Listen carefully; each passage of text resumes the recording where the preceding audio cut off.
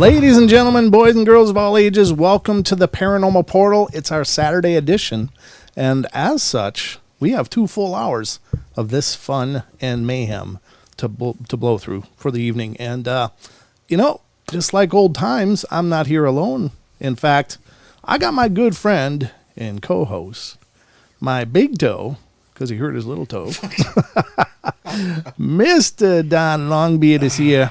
How you doing, man? It sucks. Life sucks right now. Yeah, walking on a broken toe, man. That's rough. I the only thing they can do for you when you go to the doctor is they just tape it to the one next to it. Mm-hmm. So I just went to the doctor just to have an actual X-ray of an actual broken bone, because it's the first bone I've ever broke. Uh-huh. And the worst thing about it is actually hearing the bone snap. Oh yeah, that sucked. Yeah, I broke a bone once. Well, I mean, I broke toes before, but... I bet your Porta Mom's going to tell you exactly how many. Well, actually, I didn't break anything when I was young and growing up. What, many bones? Right. Yeah, I blew my knee out, downhill skiing, of course. But I'm sure you broke a lot of things. Oh, I broke all kinds of stuff, yeah. But I will tell you, the big one was my collarbone. Oh. Me and my brothers were playing football in the yard, and my oldest brother was always super competitive, especially in sports. Is like he's on 10 all the time, and me, I was like at a casual 4 or 5. I'm just there's a fumble. So I dive on the fumble. I got it right under here, under my chest, on this shoulder, and I'm just tucking it in. Oh. And then my oldest brother comes in literally with an elbow. Or with his shoulder, and does a full charge, and boom, right onto that football.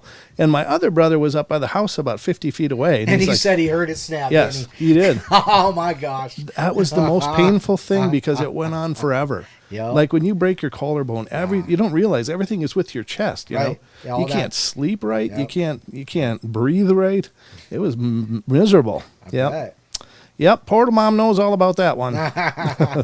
So it was a nasty one. It's but still, I tell you, still my you see they're uneven. Oh yeah.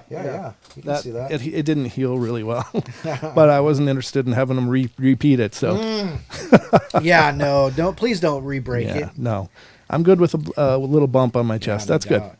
But anyway, folks, welcome to the Saturday edition. As always, the phone lines are open, 720-923-0500. We've got a lot of fun things to get through tonight. We're going to do some stories about skeptics who became believers and what happened to make them become believers, which I love those stories. I always love it. Yeah. Don't you? Yeah, absolutely. I think those are so powerful because, when people are skeptical, it's almost a tyrannical thing. They're like offended that you don't believe the same as they do, and they will go outside of themselves, beside themselves, to try to debunk anything they don't think is right. And, look at society. We can see that echoed everywhere. But I was just thinking that. I know. Yeah. But I always love it when those people have an about face because they see something that they can't explain, no matter what they do. So we're going to go through some of those stories. We're going to go through some ghost stories. But first of all, we should probably go through some of the news.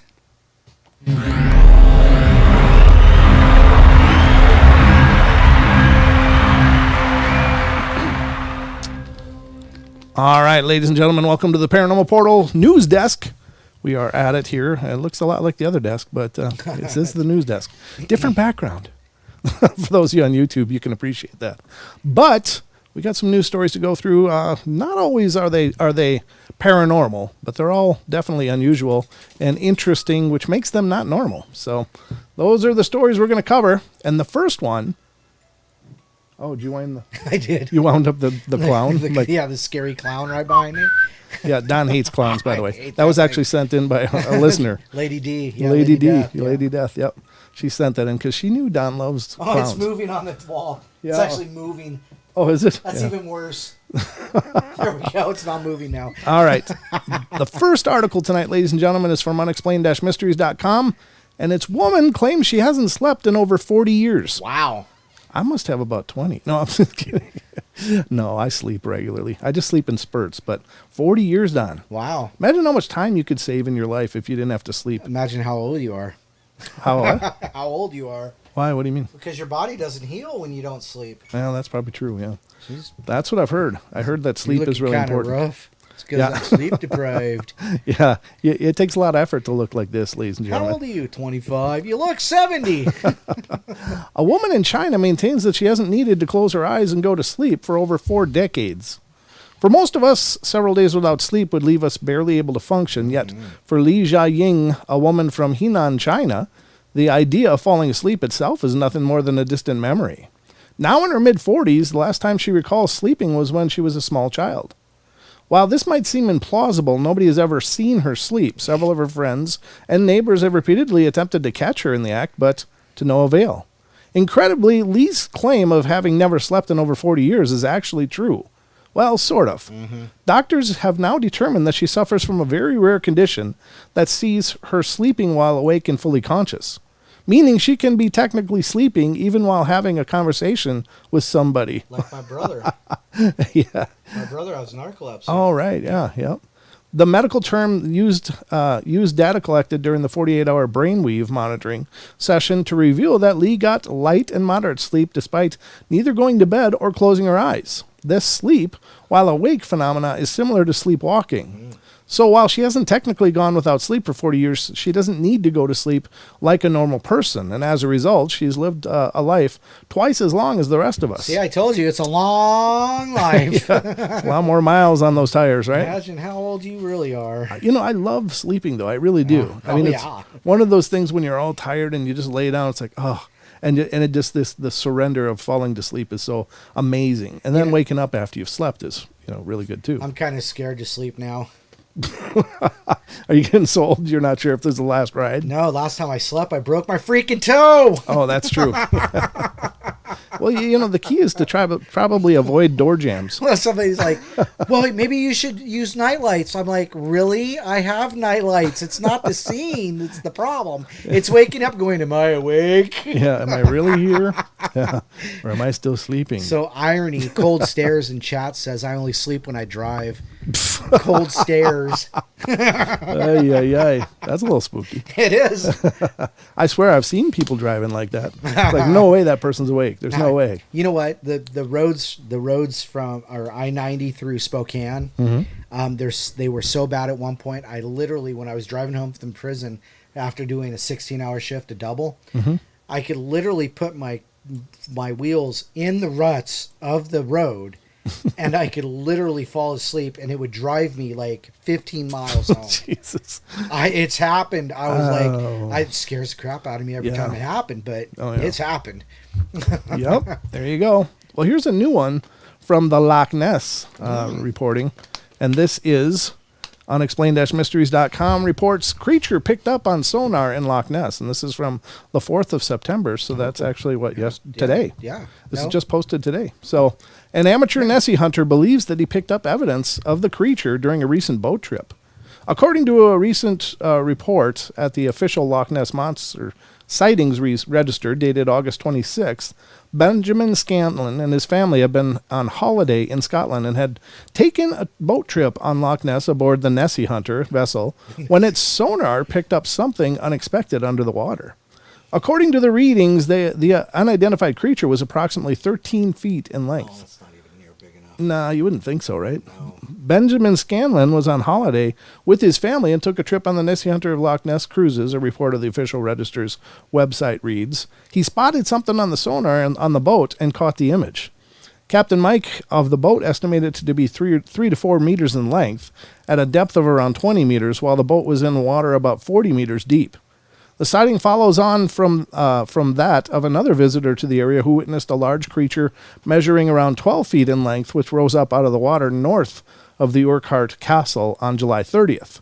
According to the report, 2 other families also saw the same thing from the loch side. Wow. So is there really more sightings, or is there just more people going there now that there have been sightings? Well, it's weird, though, because, they've taken side scan sonar in there. They've taken depth finders. They've drugged the loch, to try to catch whatever's down there. Sure. And so, you have to just ask the question, is it ancient lava tubes, caves that it lives in that it can go into? And Sure. And, not, and hide from that. And I have to give you props on pronouncing the name of that castle, because I would have screwed it up. Oh, yeah, I screw up enough other things. So I'm bound to get some right. It's the law of averages. So thank you. I appreciate that. Okay, let's go to the next one as we're burning to beat the we're doing good, though. We got 15 minutes before the break, so we are fine. Knock on wood, everything's been cool so far. Yeah, so far. My head's still cranking, though. Jesus. Oh, yeah. Here's another one. Unexplained-mysteries.com. This is weird. I hadn't heard about this until I found this article today. But ABC News report is interrupted by satanic ritual. Nice. A news report in Australia was unexpectedly interrupted recently by some sort of strange satanic ceremony. Continuity errors, editing gaffes, and other mistakes are not all that uncommon during news broadcasts. However, a recent ABC News segment about new animal welfare legislation was unexpectedly interrupted by a clip of something so unusual that it's hard to believe that it actually happened. The peculiar cutaway, which lasted only 2 seconds, showed what looked like a satanic ceremony with a robed figure chanting "Hail Satan" in front of an illuminated upside-down cross. Jeez. Yep, there it is. That's what it looked like. The news segment then immediately switched back to the studio presenter who, after a brief pause, continued reading out the news as if nothing happened. That's what you're supposed to That's do. right. That's yep. professionalism. A closer look at the 2-second clip shows what looked like a studio with a camera on the left, a woman sitting in front of a piano keyboard, and another individual dressed in some sort of gothic robes. We can only guess as to what was going on and how this ended up on the ABC News report. Especially in Australia. Yeah, I know. Well, I mean, I'm sure they're there too, but they must be. Yep. I don't know. The whole down under thing. Sorry. I don't know. It was funny in my head. Sorry. Sometimes it's best just to stay there. I know. You think I actually have that filter, though, Don? No, not No, really. not Known you usually. for way too long. I know, right? Things just puddle out of my mouth, and I'm like, ooh. Yeah. Oftentimes I'll say things that I don't even realize they're funny until afterwards. Now, I have a question, though. They said it was a piano keyboard. So was it a piano or a keyboard? There it is right there. Yeah, but is that a piano? It's a keyboard. It's like the electric keyboard. Oh, yeah, but it's not a piano. Not a true piano, but I'm sure it can sound like a piano. Oh, I'm sure it could. The other thing that I find funny all the time is this upside down cross thing, because that's actually a very holy symbol. That's the cross of St. Peter. Is it? Yeah, he didn't want to be crucified. He didn't think he was worthy in being crucified like Christ. Oh. And so he requested he be hung upside down. And I didn't know that. Yep, that's very true. So Isn't he the one that lost his head, though? No, that was John the Baptist. Yeah, that's John the Baptist. Sorry. Yep. No worries. The head of John the Baptist. But it is the cross of St. Peter, folks. It's not actually a satanic symbol at all. But they appropriate things, just like the pentagram's not really a satanic symbol either. Yeah, it's the one in the circle that's considered satanic. Oh, is it? An upside down star is no big deal. That's pagan. Yeah. It's always been pagan. But you put it in a circle and it makes it more special, I guess. I guess. Whatever. This is one that actually is pretty concerning to me. And you guys can see what I'm talking about now, because unexplainedmysteries.com has a story. It's called Murder Hornet. What? Hornest? A hornet. That's how you say hornet and nest in one word. Oh, it's a mashup. It's a murder Gotcha. hornet. Found with 1,500 larvae. Oh, 1,500, Don. Wow. The battle to stop these giant invasive wasps from getting a foothold in the United States is heating up. Measuring 1.8 inches long with a venomous stinger a quarter of an inch in length. I said stinger. Wow. You're doing good. I do the hard G's once in a while now. Oof. Wonder where that happened. Settle down, Chris. The murder hornet can actually prove lethal to humans and is responsible for up to 50 deaths a year in Japan. God, that would suck. Uh-huh. Ugh. In addition, these predatory insects are known to attack honeybees, which, unlike their Japanese counterparts, have no innate defense against them. Preventing them from gaining a strong foothold in the United States, therefore, is very important. Now, workers at the Washington State Department of Agriculture, WSDA, have reported that they have found and destroyed a large nest of these gigantic flying insects in the base of a dead alder tree to the east of the city of Blaine in rural Whatcom County. Okay. Once they discovered around 180 adult hornets and 1,500 larvae. Due to their large stingers, it was necessary for the workers to suit up in protective gear and use a vacuum to hoover up the insects. their larvae, and the nest structure. Yep. The hunt is now on for other nests in the surrounding area. While we are glad we have found and eradicated this nest so early in the season, the detection proves how important public reporting continues to be, said WSDA entomologist Sven Spikiger. I don't know. We expect that there are more nests out here, and like this one, we hope to find them before they can produce new queens. Why the hell would they be in Blaine, Washington? I don't know. You know what's in Blaine, Washington? Nope. Nothing. Well, apparently not anymore. Well, there was nothing there last time I was there, Oh, which okay. admittedly was probably like 45 to 45 years ago. Oh, okay. So, Maybe there's more now, maybe. but they definitely got new insects. God, those things are so huge. So, but the question is how did they find them in Blaine, Washington, Well- and not in Seattle or on the peninsula? Well, Well, they they- found that dead one on the peninsula, didn't they? Yeah, that's true. Yeah, that was in the peninsula area, so I guess they're spread. There's probably a shitload of or a lot of those things. Oh, what? Sorry. Wow, you've been batting 1,000 with your words today. A shipload, like a ship, Mom, S-H-I-P. I'm telling Mom. Yeah, she's here too. I can't even hide that. Oops. Nope. Sorry, folks. Kind of blew that one. I understand it's French, though, so I'm just being bilingual. Oh, Jeez. Thank you. I'm bilingual too. I speak good English and bad English. Yeah, there you go. All right, let's get to the next one. But that is very concerning. That kind of really troubles me. All right, here's the next one. Oh, this one is funny. I remember I pulled it up. I was like, what? So this is kind of hilarious, folks. I think this is pretty comical. So unexplained-mysteries.com reports tourists slate Loch Ness due to Nessie no-show. A visitor to the world-famous loch left a scathing review on TripAdvisor because his family didn't see the monster. Oh. Just about everyone who visits Loch Ness will have cast their eyes across the water, hoping to catch a glimpse of some mysterious creature rising up from its murky depths. There are some, however, who believe that the mysterious beast has an obligation to appear.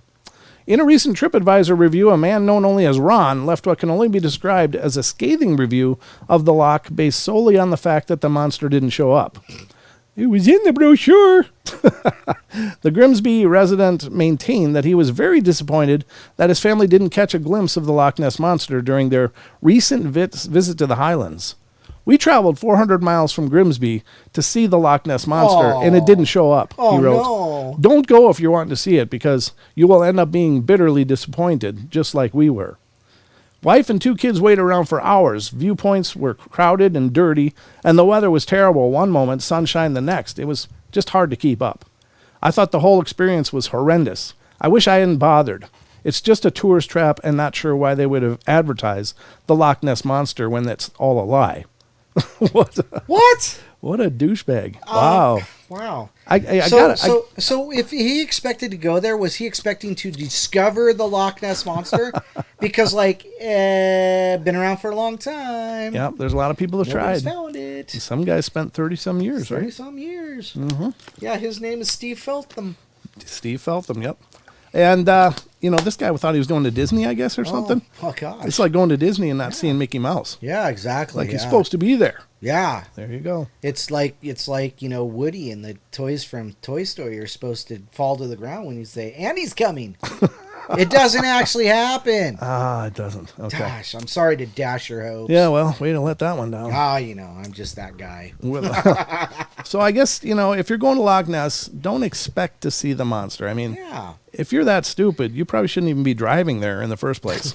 You should be just sit at home with your remote control where you're safe. Just watch cryptid videos. Yeah, exactly. Just surf YouTube. You'll find the monster all over the place. Absolutely. So, I don't know. There's all kinds in the world, though. That's all I can tell you. Mm-hmm. So, I don't know, but ladies and gentlemen, that was a presentation of the Paranormal Portal News. Good news.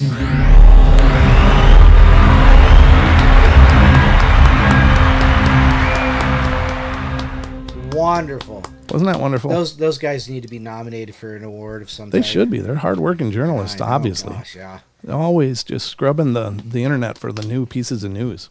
Just one site. It's like, I just go over there, unexplainedmysteries.com, and it's like the whole newscast.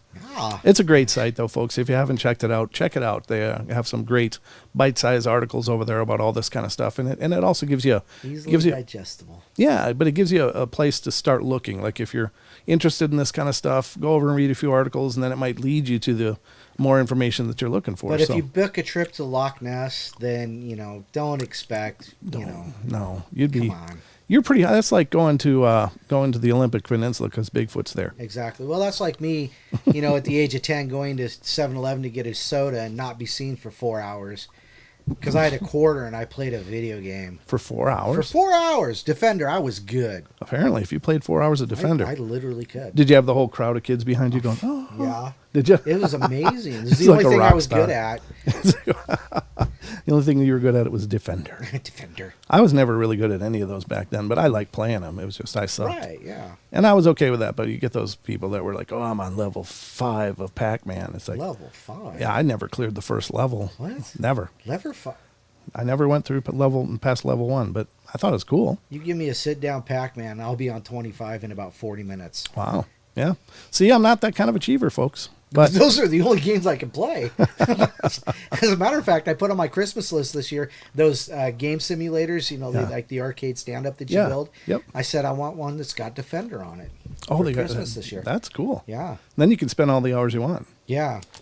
Too bad I don't have time to sit down and play foosball, much less a video game. Yeah, I suck at foosball too. Oh my God! Yeah. My son, we went to my granddaughter's birthday party back in March, and we had it at the bowling alley. And I found out they had a free foosball table. Uh-huh. I'm like, "Is that free foosball?" My son's like, "Yeah." It's like, "Load up." He's like, "I ain't playing you no more, Dad." No. It's like that's your Doc Holiday right there. Yeah. I'm your Huckleberry. I'm your Huckleberry. Yeah, absolutely. So we got about 4 minutes before the break, folks, and then we're going to break into a lot more of what we're talking about tonight, which are skeptics coming to the light of believers. And a few other articles I want to cover, too, one of which has to do with apparently a tunnel system that was discovered in Antarctica. And I thought that would be interesting because, of course, there's a lot of speculation about what's going on in Antarctica and what's underneath that ice. And is there potentially alien bases under there? So, Oh, Rachel. what? She says Nessie chose Nessie Flicks and chill that day. Oh, there That's you go. funny. Nessie Flicks and chill. That's funny. Absolutely. How did I not know Don had a son? Android? I don't know. I do talk about my boys every now and then. Yep, they come up. I got to tell you, I've heard it. I've met him, too. It's a good kid. Good kids. So, Oh, thanks. well, you did Even all though right. they're both idiots, but That's the spirit. those strong family moments where you feel the love. Gallagher was a good one too, Cheese Freak. Yep, Oh, there you Gallagher go. was a good one. Yeah, I was around when those things all came out. I just sucked. I lived way out of town, though, so it wasn't like I could play it more than Right. once a week.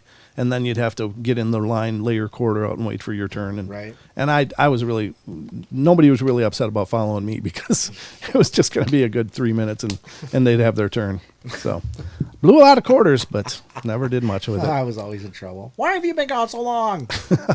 I don't know. It was a really big soda. I had to drink it. I had to drag it all the way Yeah. home, I almost made it home before I finished it. and I had to pee. A lot, yeah. That's it. So we are, of course, chewing through the night. We're going to go to our break pretty quick here, but I just want to mention this now so I don't forget later. But Okay. if you're watching on TFR, iHeart, TuneIn, TalkStream Live, following us is Paisley Wild, The Spaces Between, coming up next. So do you know what she's talking about tonight? Pagan stuff. Whatever she'll be discussing pagan stuff. A lot of holistic information and True. paganism and really cool spiritual approaches and ideas and philosophy. So I've learned a lot listening to that show. So I think if you're interested in knowing more, she does a great job. So that'll be coming up next. And let's see, what else? Oh, the phone lines are open, of course. I think tomorrow is the day for the Bigfoot Expo up in Alaska. So if you're in Alaska, The Boreal, yeah. yeah, the Boreal, I gotta get it here so I can put it up on screen if I can find it. What does that even mean? Boreal? I'm not sure. I don't know. To be honest with you, I'm not really sure because It's a big word. Yeah, it's like I'm sure it has to do with the forest or some kind of type of forest. But here's the expo, ladies and gentlemen, the Boreal Bigfoot Expo. I guess it was today. It was today. So I hope you guys made it to that, those of you that were in the neighborhood. And I have been mentioning it on the show, but I guess I can put that away now because it's already happened. Oh, of the north or northern regions. Oh, okay. That's relating to a characteristic or climate zone of the Arctic. There you go. We all learned a new word today. I've seen the word many, many times, just never knew what that word meant until today. So is Siberia boreal? I guess it would be if there's forests up there. Yeah, well, it probably is. Mm-hmm. So we're going to go to our first break, ladies and gentlemen. Don't go away. We'll be right back, and you can all stick around and be a part of it. Hi, Lucky. Good to see you. Lucky's in TFR. Bam's in TFR. Paisley's in TFR. So they're sitting in the chat room there. But we'll be right back in just a couple minutes. Don't go away for more of the Paranormal Portal.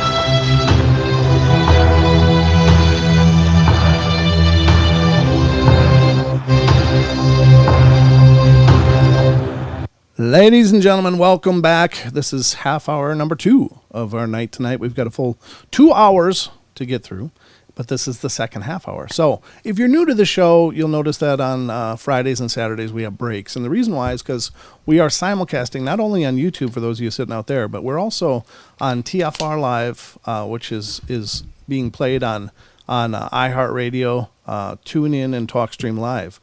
And the networks have to take the breaks. So to keep us all in sync, that's why you hear music and little videos during the breaks. So they're not because we don't have the skill or the energy to do a full show. We do them on Wednesday nights without breaks. But just so you understand that there's a reason for it. We are not throwing it in just so we can milk the stream, but because we have to. So anyway, Don, who's in here? You mean like shout-outs? Shout-outs. Wow. You know who just came in? Who? G.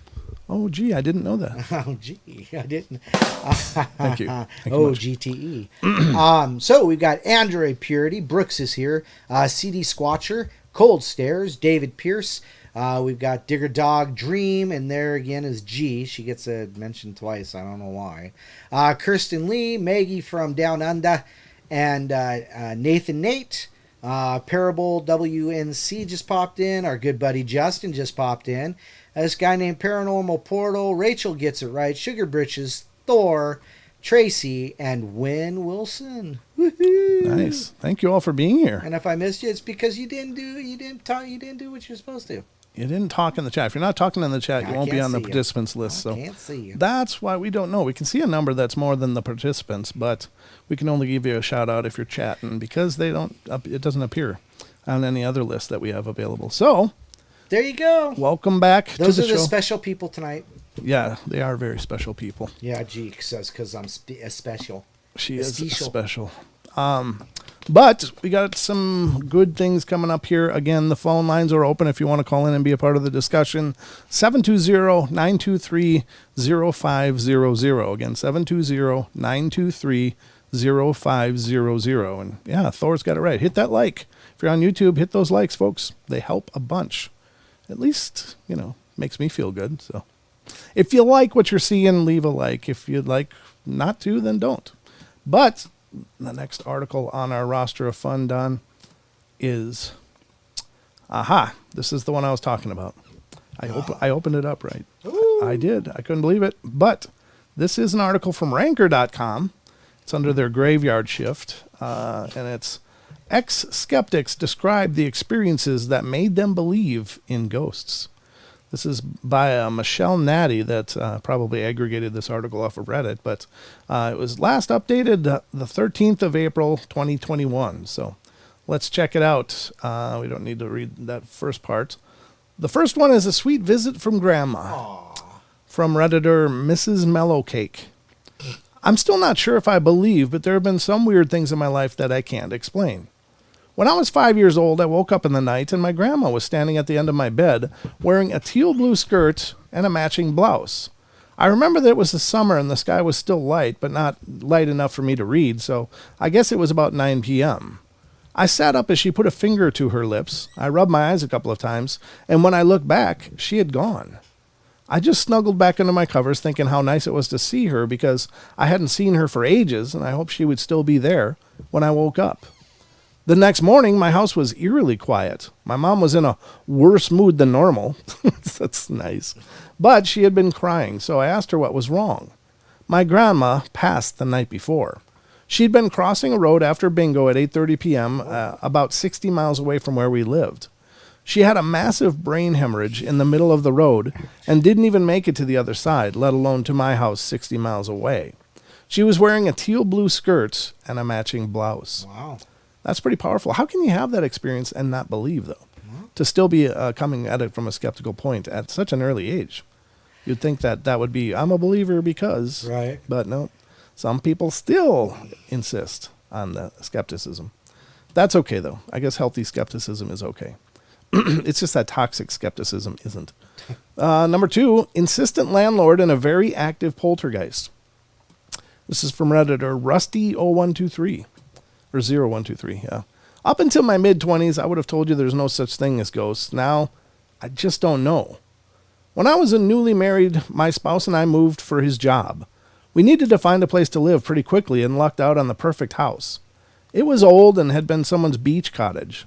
It was on the back half of someone's property with one road in and out and lots of trees and shade. It was very quiet and there were no other people around because the house was originally a weekend cottage. It was one big room with a small addition to one side that contained a kitchen and a bath and another addition off the back that had a bedroom. The thing that kind of pinged my radar was the landlord. He was overly insistent that we sign a year lease, that we couldn't break it for any reason. It didn't really register at the time other than I was a bit worried that maybe there were troublemakers or noisy parties on the beach or something, but he assured me that it was a very quiet neighborhood. But he repeated again that we couldn't break the lease. I worked a 9-to-5 job. My spouse worked 12-hour on-off shifts. So there were lots of times when I would be home by myself. The first month or two were fine. I'm mostly a homebody, so when the spouse is at work, I'd just stay home. Sometime around the 3rd month, I started to get a very strong feelings that someone would be standing behind me while I was reading. It only happened when I was alone at the house, and only when I was in the main room. Without thinking about it too much, I started sitting places where my back was to the wall, or reading in the bedroom, when I went to bed at night. I started closing the door between the bedroom and the rest of the house. I felt safe in the bedroom. Sometimes when I fell asleep in front of the TV late at night, I'd wake up to catch someone standing at the front of the fireplace, just out of the corner of my eye. I thought I needed to stop dreaming so much, but I started to stay in the bedroom after dark with the door shut. Then things started not being where I put them in the big room. I wasted 5 to 10 minutes almost every day looking for my handbag or my car keys. One day when I came home from work, I found my knitting yarn wrapped and tangled around all the furniture in the big room. Wow. I don't mean just a little bit. I mean the yarn was strung between the couches, wrapped around the legs of the chairs. I told myself that my spouse was playing a trick on me and cleaned it up. Then I decided that I wouldn't mention it to him just to see how long it took him to come clean. He never did. I moved my knitting to the bedroom. My sister came for a visit for a long weekend, and she slept on the pull-out sofa in the big room. After the first night, she told us that the sofa wasn't very comfortable and thought she was coming down with something, so she changed her travel arrangements. She left that afternoon, and she seemed agitated, but she wouldn't talk about it. A few days after she went home, she called and said, "I know you don't believe in ghosts, and maybe I'm just being stupid." My heart dropped. I thought I was the only one. She went on to tell me that after she went to sleep that night in the big room, noises woke her up. She thought it was one of us, but no one was there. Then the windows started opening and closing around the room. One window opened and closed, then the one next to that. Then she heard footsteps walking towards her, but nobody was there. The footsteps walked right up to the bed where she was sitting and then over it, continued across the room and out through the side door into the kitchen area. She said she ran out the front door and spent the rest of the night on the front porch. She came back inside when the sun came up and waited for us to wake up and made excuses to go home. She didn't want to spend another night in that house. A few weeks after that, just when I'd stopped jumping on every stray noise, I woke up one Sunday morning and went to cook a leisurely breakfast. And y'all, I still don't know how to explain this. When I opened the kitchen cabinets to get dishes out, all the dishes were rearranged. Not messy, not tumbled about. They were all very neat and orderly, but everything was on the wrong shelf. The shelf that normally held glasses now had plates stacked on them. The shelves that normally held bowls now had glasses on them. My first thought was that someone had been in the house during the night. I checked all the locks, still locked. I pretended it never happened, and I pretended that I always kept the glasses on that shelf, and there was nothing strange about having all the plates on this shelf. I cooked breakfast and went on with my day. Later that afternoon, I told my spouse that I really wasn't comfortable in this house anymore. Could we find somewhere else to live? Amazingly enough, my spouse never asked me why. He simply said that was probably a good idea and let's find something quickly. We moved out and called the landlord after we had already packed and moved the furniture. He came over and picked up the keys. He never, not once, asked why we were moving. In fact, he never met our eyes. We agreed to keep paying the rent until he could get some new tenants. Months later, I asked my spouse if he ever felt anything strange in that house. He said, "Yeah, that wasn't a good house. Glad we moved." Yeah, there you go. Yep. Believer. That's a believer. Cat who came back to say goodbye. From Mercurial Black. I still don't believe in ghosts. These guys, all these people are saying this, but obviously they should. But I did have a strange experience. I had a cat who I found in a ditch many years ago. I pet her and she always followed me back about a mile to my home. I opened the door for her and she came in. She was mine forever, and I've had many pets over the years and love them all, but this one was different. She wanted to be near me all the time. She followed me up to bed every night and purred me to sleep. She passed fairly quickly. I barely even had a chance to say goodbye. I knew she was ill, having been diagnosed with hyperthyroidism, which cat owners will know is not a good thing. It was the most painful one I've ever had to deal with. I put her down, and she even meowed one last time before the end. I buried her in the yard to keep her close and tried to go to sleep, completely beside myself with grief. As I lay down, I heard something familiar. I live in an old house, and my bedroom doesn't have a door, so I installed one of those plastic sliding doors. The slats it's made of make a telltale clacking sound when they're disturbed, like they did when the cat pushes in between them and the door frame. A moment later, I felt the foot of my bed compress and could feel the mattress deform around my feet, up beside my legs, and roughly to my hips. I looked. No cat.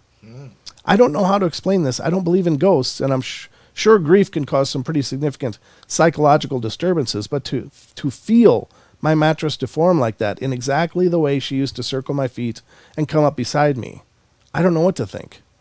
I think you do. I have something to add. Sure. So just like, amputees, they have that ghost limb, syndrome. I think that could possibly, if you've got that kind of connection with something, you're just used to feeling it all the time, and you can feel even though it's not happening.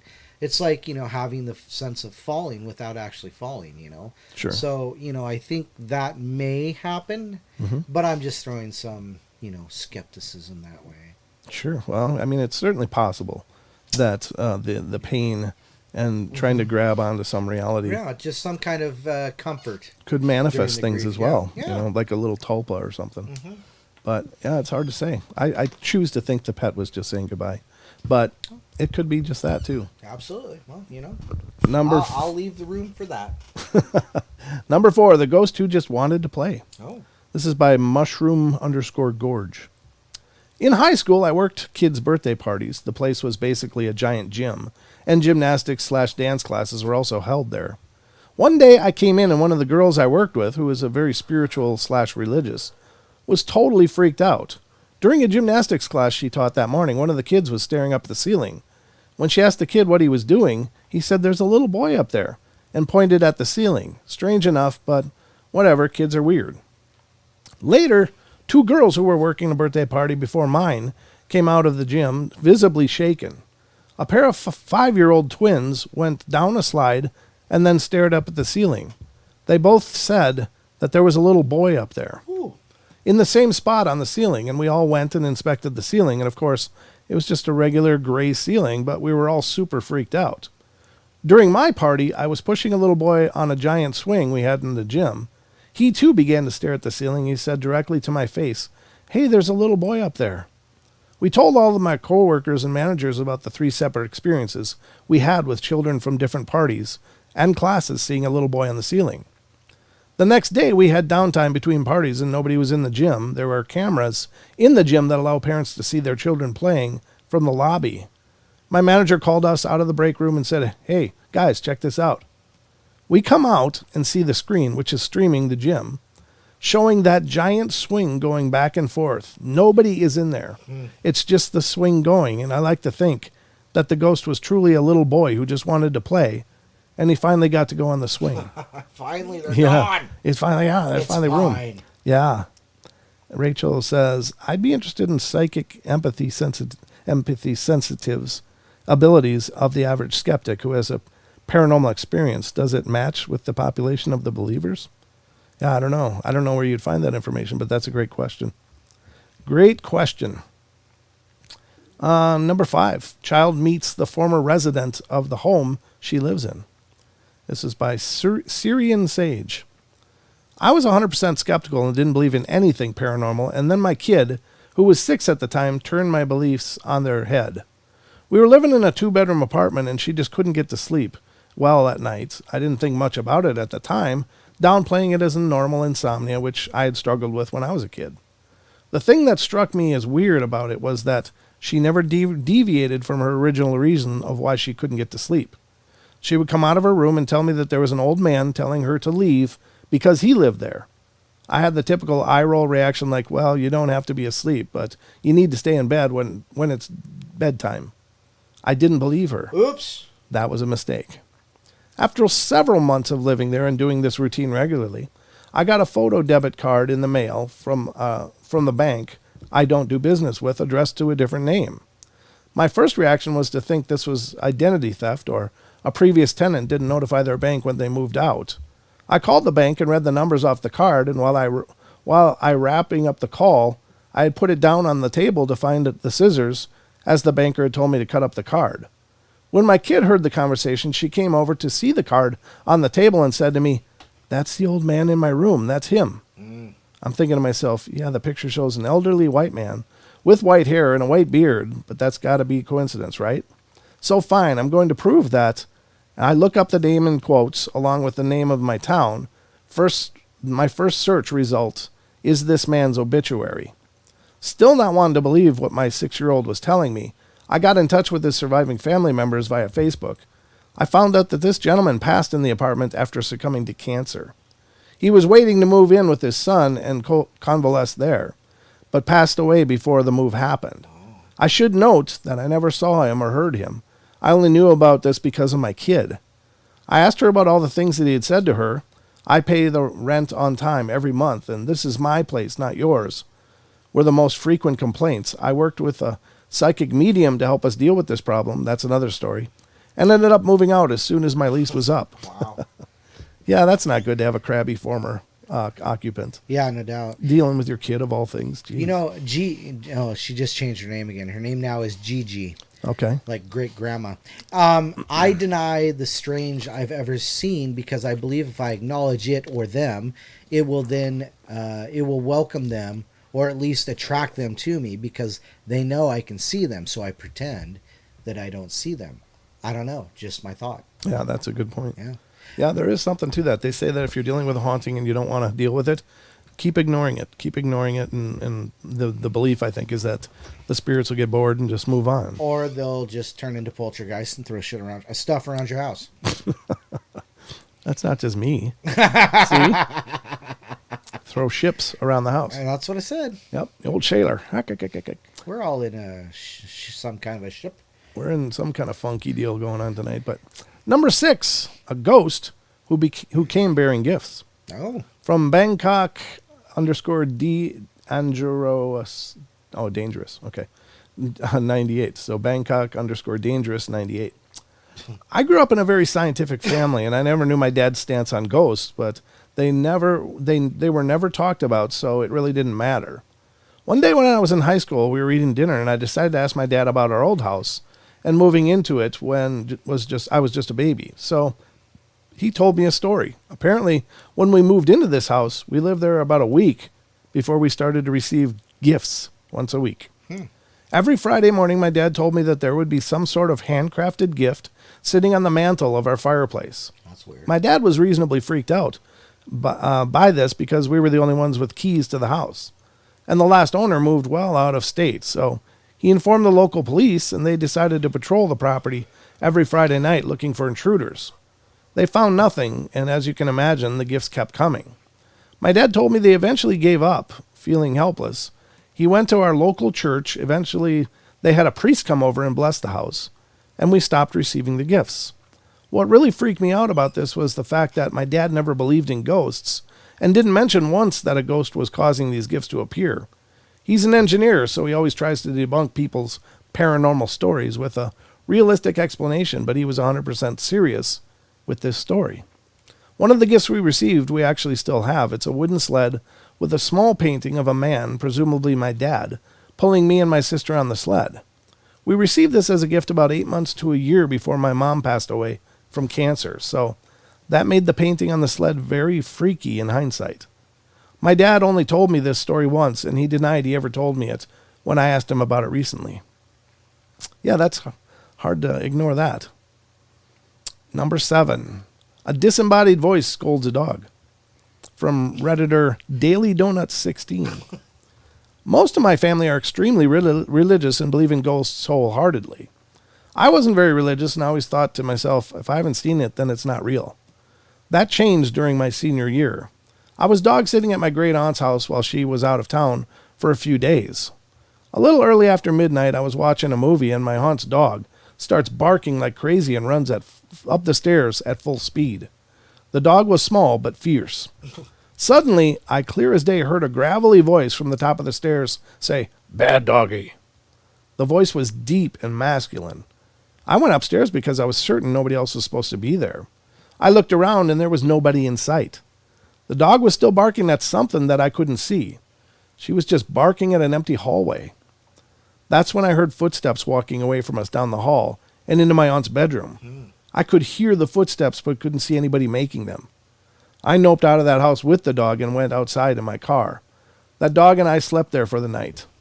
I'm not entirely sure what I experienced that night, but I definitely believe in the paranormal now. Ooh. I never told my aunt about that happening, but apparently my great uncle, her husband, had died in that house a few months after I was born. I never knew him, but I'm willing to bet that it was him who I had heard that night. Yep, and he doesn't like the yippy dog very much. I love those little dogs, but they do have a lot of attitude.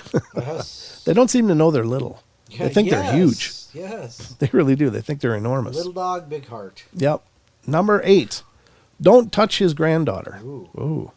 This is from Longface Pug. Huh. My girlfriend's grandfather's ashes were on a little shelf in the living room, right next to a very solid, heavy angel statue.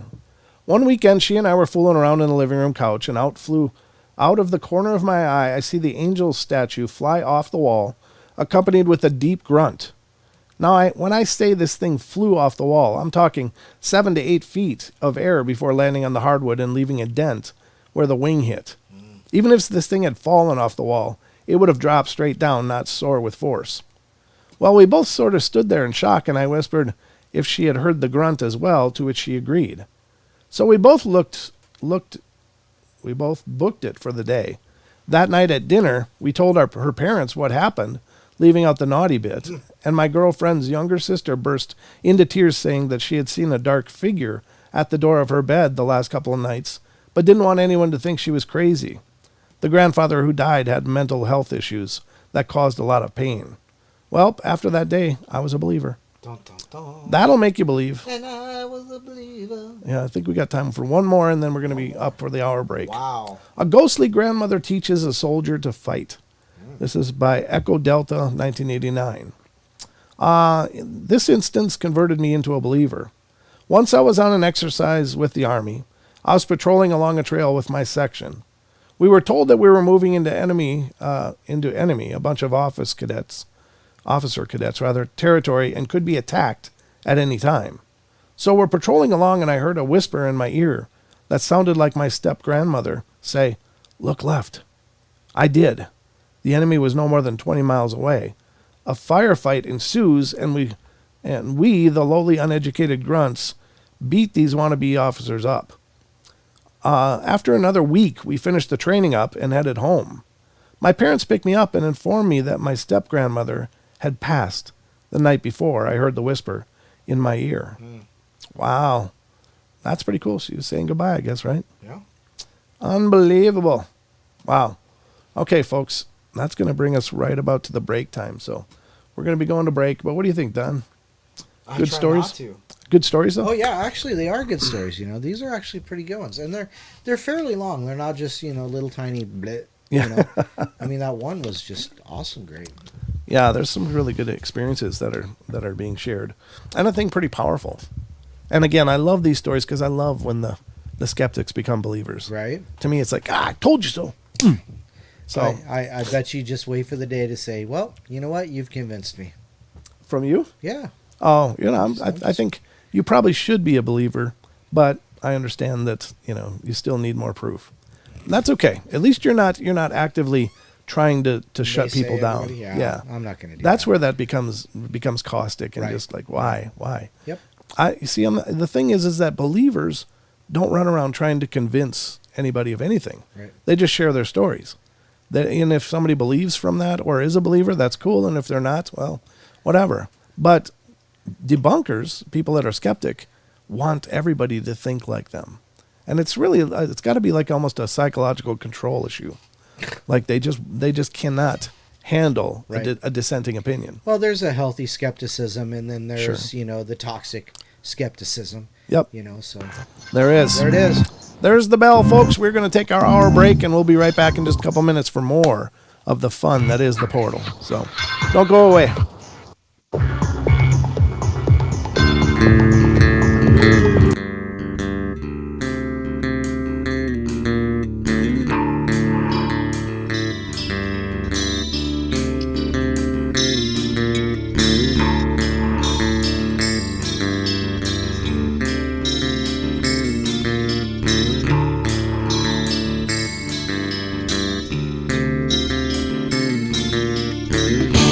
Everybody likes to play their games. Everybody loves to place their bets.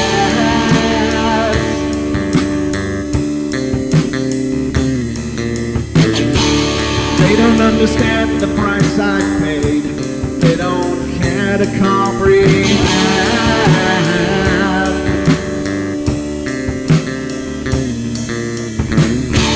Trace their lines upon my body, ripping scars across my heart.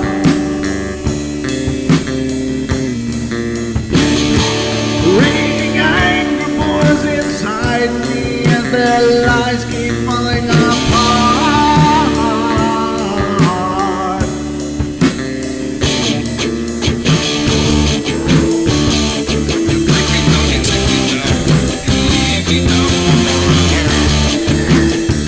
But I'm not talking yet.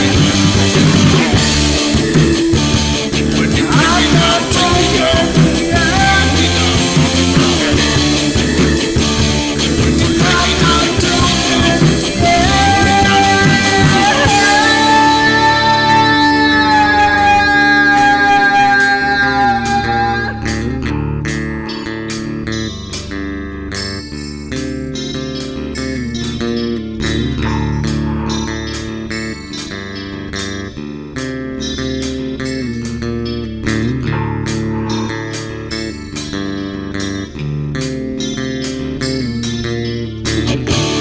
I am finished with my silence. I am not a stupid boy.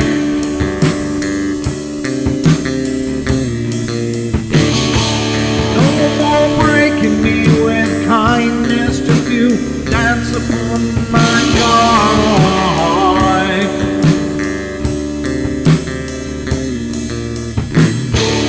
Leading me with empty promise, you're just another fucking mess.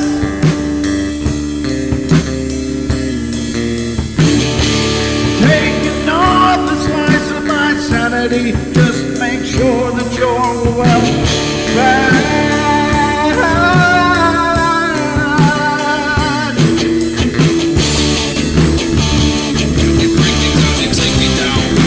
I'm not wrong yet. I'm not broken yet. I'm not broken yet. I'm not broken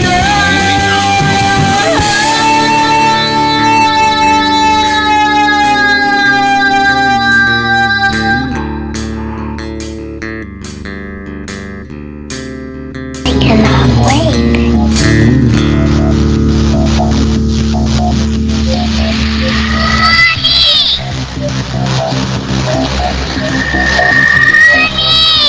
I can't see you, Mommy. Where are you? I've never sensed anything like it.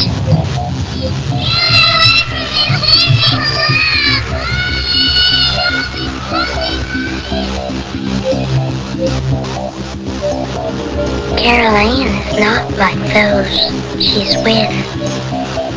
They're attracted to the one thing about her that is different from themselves. Her life force. It is very strong. It gives off its own illumination. It is a light that implies life and memory of love and home and earthly pleasures. Something they desperately desire, but can't have anymore. Right now, she's the closest thing to that. Poltergeists are usually associated with an individual. Hauntings seem to be connected with an area. A house, usually. Poltergeist disturbances are of fairly short duration, perhaps a couple of months. Hauntings can go on for years.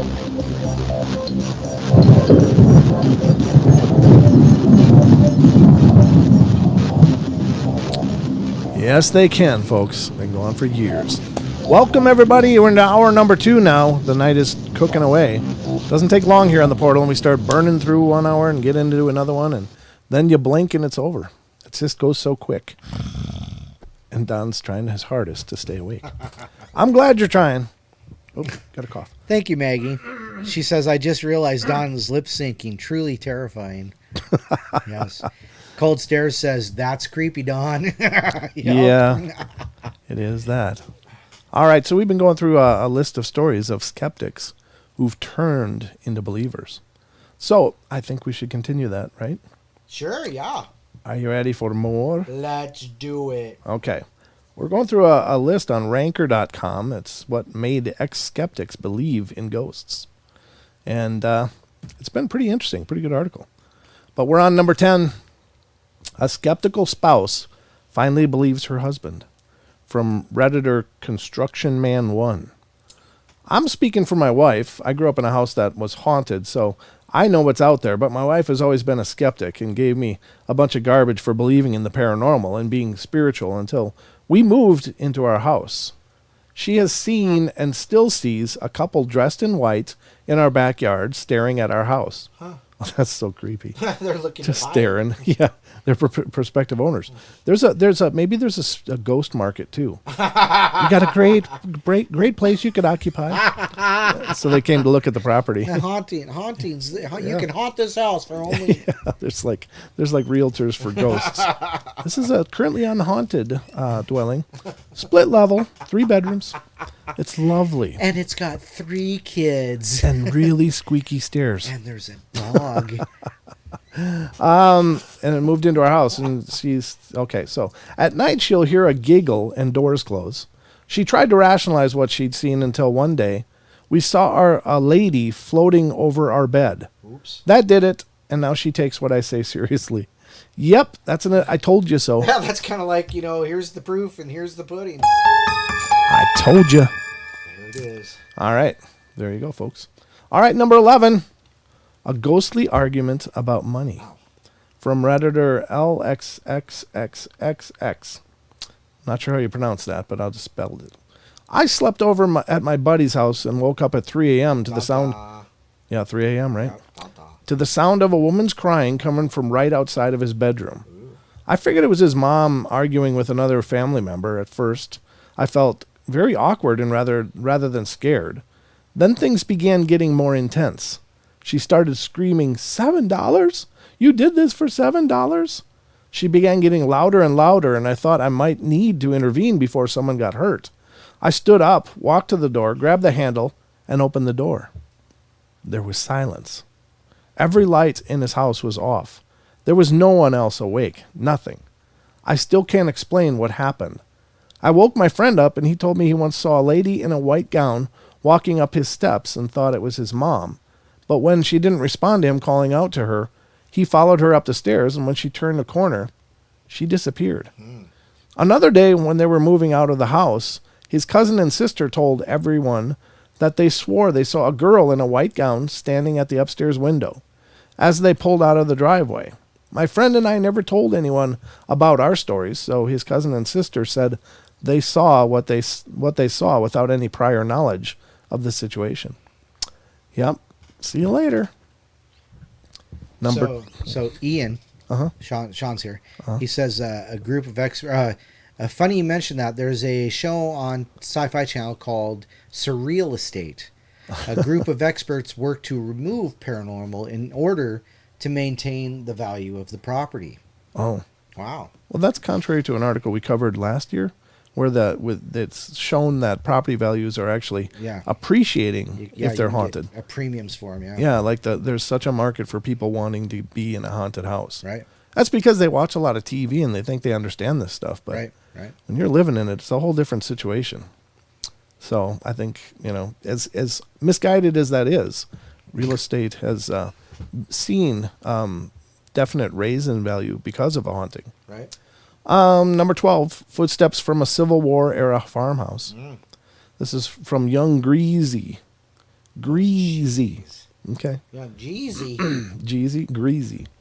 Yep. So I was always on the fence about ghosts because there was no scientific evidence of them being real, and I was going through a big question phase with religion / afterlife at the time anyway. But my family moved into an old farm when I was about 12. This was a very old farmhouse and build date around the Civil War. The original owner's name was still on the old barn out back, and we found numerous old antiques built into the walls when we completely renovated the place. A few odds and ends things happened after we first moved in, but distinct things started happening to me after I turned 16. But never to my sister until she turned 16 too. The most prominent memory I have, the upstairs consisted of 2 bedrooms. One bedroom was the room at the top of the stairs, and the second bedroom was a separate room just to the left of the top of the stairs. I had the private room, and my sister's room was on the landing.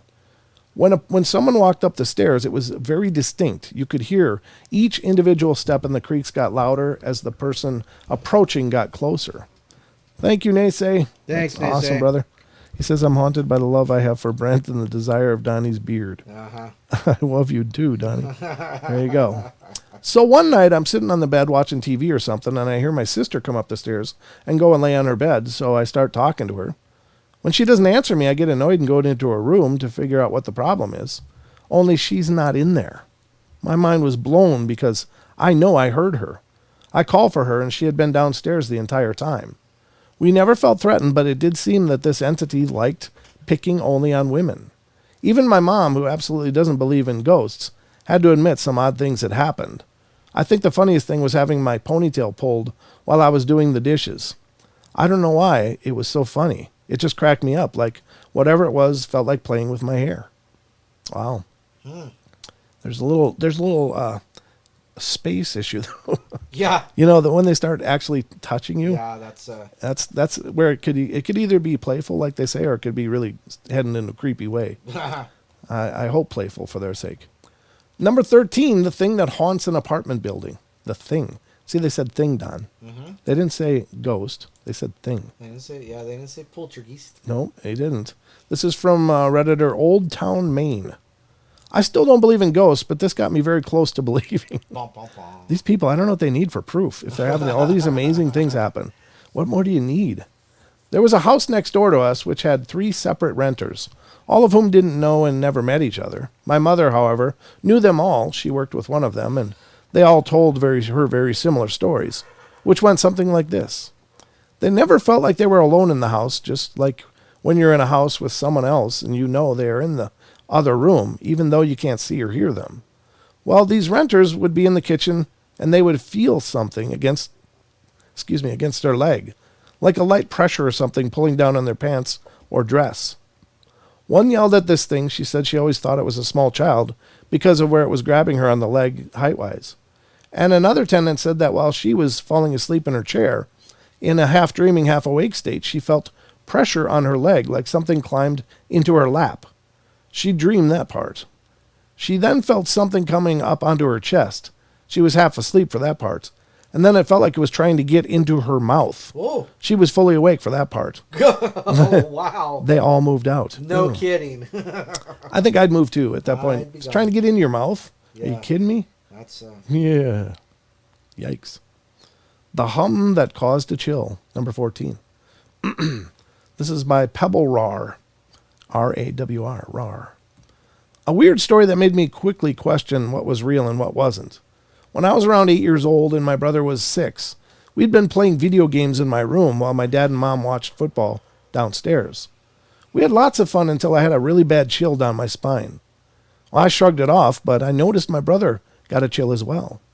He continued playing the game, so I thought he wasn't really worried, then I shouldn't be. Everything went smoothly, but not for long. My brother paused the game. "Do you hear that?" he asked, and then I heard a humming sound from what seemed to be a little girl. I nodded and I asked him, "The humming, right?" He nodded as well. The humming was coming from the hallway right outside of our room. We began to get nervous because we were the only children in the house. The door was shut, so we did not see anything. After a few seconds, the humming stopped, and we heard footsteps from the attic, but nobody ever goes up there.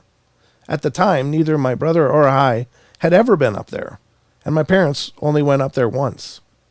Once the footsteps stopped and nothing else happening, we opened the door to see the hallway. The next day, we told our parents what had happened, and they did the whole parent thing, saying, "Oh, you probably just heard us. It was just your imagination." Needless to say, if I didn't believe in ghosts before that incident, now I did. Wow. Yeah, that's pretty powerful. How do you ignore that, right? Yeah. Would that make you a believer, Don? No. Really? Yeah. How would you explain that away? I wouldn't. I wouldn't even bother. Okay. Okay. All right, number 15. Made you look. Huh? Sorry. Nothing. Go ahead. A shocking conversation with Alice. Who are you talking to, Don? Playing the gooch with the audience. Oh, the gooch. Yeesh. A shocking conversation with Alice. From Redditor 5 on FOS. 5 on FOS or Sunfus. I don't know what the hell that's saying. I don't know if it was an actual ghost or if I was just tired. I was alone at the flat and was pulling an all-nighter before a big event the following day. I decided to lie down on my bed to relax a bit and took a fetal position. The lights were on, my laptop was on, and the temperature was normal. Suddenly I hear a voice saying, "My name is Alice." Uh-oh. I've always wondered what it would be like to attempt a conversation with a ghost, and decided now was the time to do it, so I reply, "Hi, Alice." My body then proceeds to go into shock, like an electric bolt is raging around my body. I had no control over it. Every cell in my body was vibrating.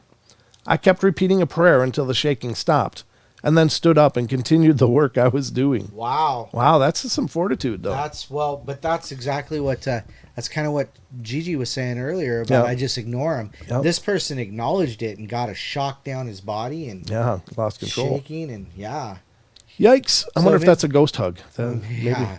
Sure. Yeah, here's a little squidge for you. Oh, Nate says gave us another $5. Thank you. I love you too. Ghost behind Donnie on his left. Uh-huh. That's where that one walked through you that time, remember? You know, here's the thing, though. Actually, it walked in from the right. But anyhow, well, it might be the left on their screen. But anyhow, No, I mean it came through to the left. it just makes me laugh that he saw a ghost behind my shoulder. Nate says sensitive though. He is. That's for true. Sure. That's probably true. He's yeah. a very sensitive guy. Yeah. All right, number 16. But thank you again, Nate. That's awesome. Give you a round of applause.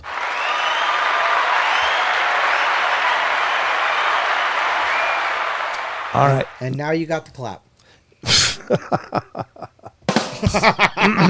Couldn't resist. He deserves it. Yep. All right. And cheers. Playing cards with his late grandfather. From Redditor Maury CC. I'm not sure if I'm a believer. Every one of these starts out the same. I'm not sure if I'm a believer. And then they go on to explain these amazing events. How are you not believing after that? See, that's denial. That's got to be just classic denial, right? Isn't that right? It could very well be. All right. But anyway, I felt an experience gave me a lot of comfort back then. Grandpa was more silent than your typical quiet Finnish man is. His reactions to things comprised mostly of scoffs and grunts, and very rarely did he let out a shy smile. It was over 11 years ago that he passed away from throat cancer. It was bad, but he managed to survive it a few years. The doctor had called my grandmother saying that Gramps didn't have a lot of time left, and as such, the family went to the hospital to visit him one last time. Dad said I should stay in the car, so I stayed. Gramps passed the following night.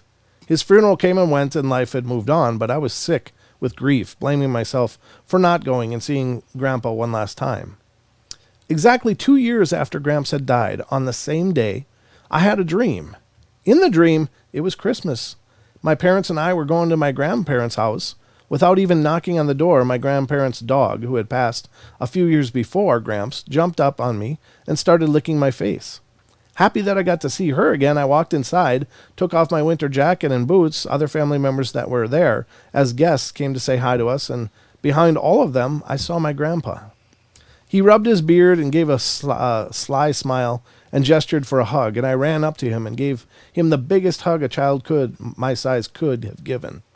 He smelled and felt just like he used to.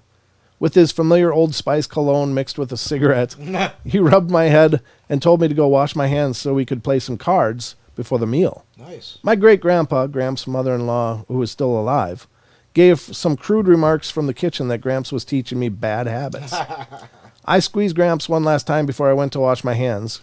Gramps sat on the couch and broke out his favorite deck of cards, the shiny cards that were a bit too slippery for my small hands. Before he began dealing, Gramps held out his hand and showed me his thumb, which it was our small ritual for luck. And we did it whenever I had school disco, or an exam coming up. I pushed my thumb up to his and gave it a bit of an extra push, and Gramps began dealing the cards, but before he finished, I woke up in my bed. Tears instantly started pouring out. I wanted to finish that card game with him, but never got the chance. Well, was this before a big event? Is that right? Or was that the last one? No, go back up to the top, right there. No, that was the last one. Sorry. Okay. So it would have been weird, but the last one said, usually before a big event, and this person was having a big event. Yeah, and there you go, so, right? And that last one was before this one. Yeah. So there you go. Ooh. That's very similar to my meeting my dad after he passed. Right. I've shared that. You remember that, right? Yeah. I was just suddenly in my mom and dad's house, and everybody was kind of in the kitchen. My mom was there, and I think my brothers and stuff were there, and I was looking at the kitchen, and then I looked to my left into the living room, and there he was standing, next to a coffee table by the fireplace. Right. I was like, Dad, where you been? We missed you. And I didn't say where you been, but I said, we've really missed you. And he put his arms out. He never said a word. Right. But it seemed like he did after we embraced. But I gave him a hug. It felt like him. It smelled like him. It was so many of the true sensations to it that defy it just being a random dream. Right. And, it was a time as he passed, I wasn't able to be there. I wasn't able to get home. I'd been there before by maybe a period of several months or maybe even a year to visit him because I knew he was going downhill, but he just suddenly passed. It was just sudden and hard. And so I was all the way out here, so far away from the family and stuff. And it was hard because, of course, when somebody passes, all the things that you would have said or could have said if you could have, go through your head, and there's this feeling of regret, Yeah. But I was able to have that moment with him, and I apologized because we had a very very hot and cold relationship. Right. Like we were both stubborn as hell, and we always bumped heads, but it was never. I never hated the man. I always loved him, and I know he always loved me, but it was just he wasn't.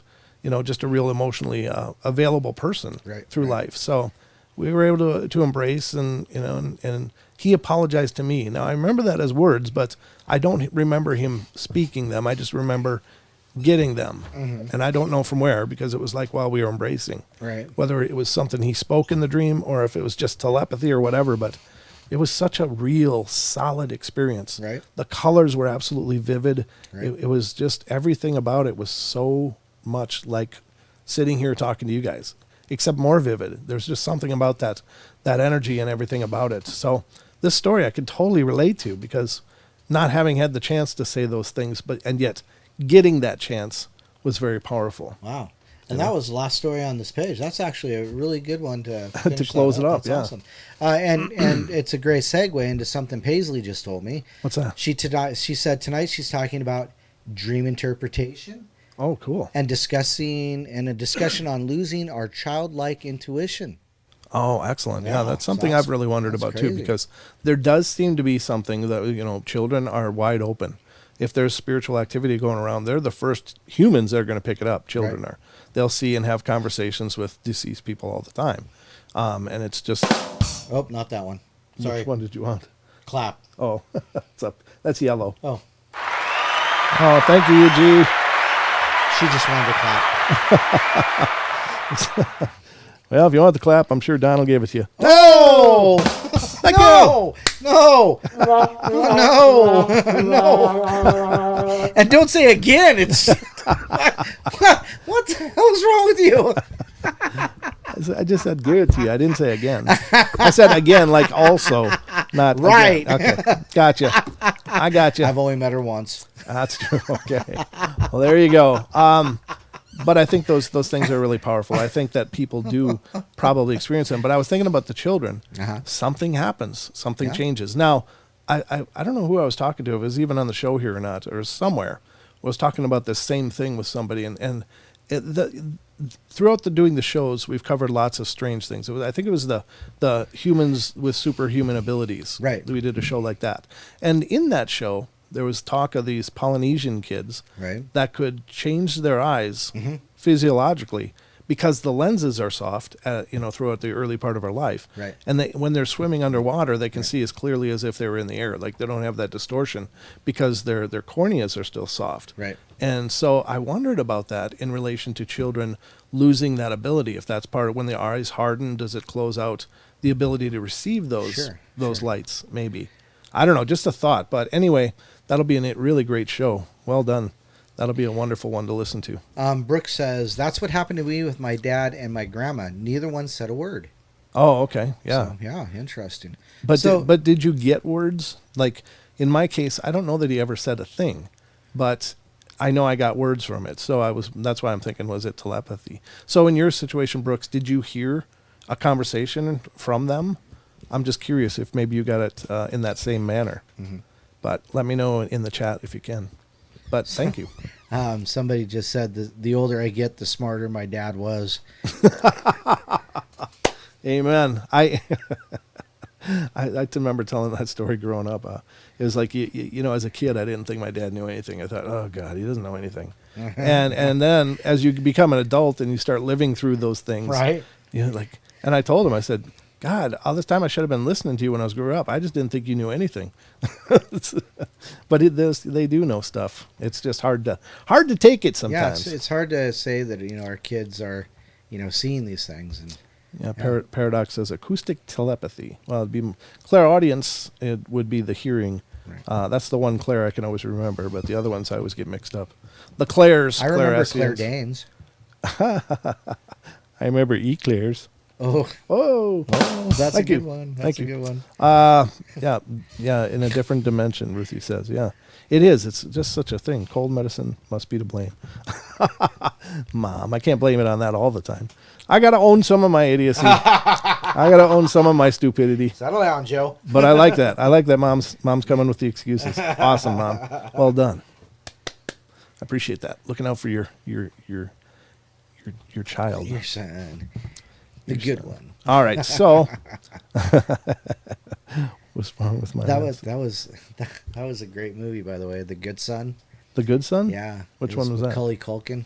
Oh, wasn't he Wasn't he a creepy kid in that one? Yeah, he was like a little evil child. Exactly. Yeah, he was the good son though. I liked him much better in Home Alone. That was classic. All right, so now we got to turn a corner here. Well, we're at about a minute left in this segment, so I guess we'll just hold off. Okay, then. And dive into the next bit after this. Oh, well, that's actually a great segue to this. We finished that article and and then you're able to announce that. That's serendipity right there. Synchronicity. That's a good sign. Except my YouTube just froze up. Did it? Uh-oh. Yeah. Well, just try refreshing. Apparently, we're supposed to thank Maggie for something. Did Maggie? Oh, Maggie made a donation. Thank you. Oh, did you? Oh, okay. Thank you. Yeah, I didn't see that come up. I'm sorry. She said, sure thank she did. you for the laughs. Thanks for the laughs, everyone. Oh, that's sweet. Thank all of you who are able to do that, and we appreciate it. Awesome. There's lots of ways to support us here on the show, and I know monetarily isn't easy for a lot of us. And I understand that completely. So don't ever think that that's expected. It's appreciated, but it's never expected. There's lots of other ways to support the show. sharing these videos to your social media. Yep. Let other people know about the show would be huge for us. Right. Just talking in other pair might be in about the show would be awesome as well. Yep. Anything you can do in any way, even just liking and being here watching is awesome. That's a big thing for us. Is just having you guys here. And just to let you know, we need more sport than a Speedo. I'm not even going anywhere near that one. I guess that's this one. Okay. I did the surprise face. Oh. There's the bell, folks. We're going to go to our last break, and we'll be right back in just a couple minutes and dive into the last segment of our show. But don't go away. We're almost there. All right, we'll be right back.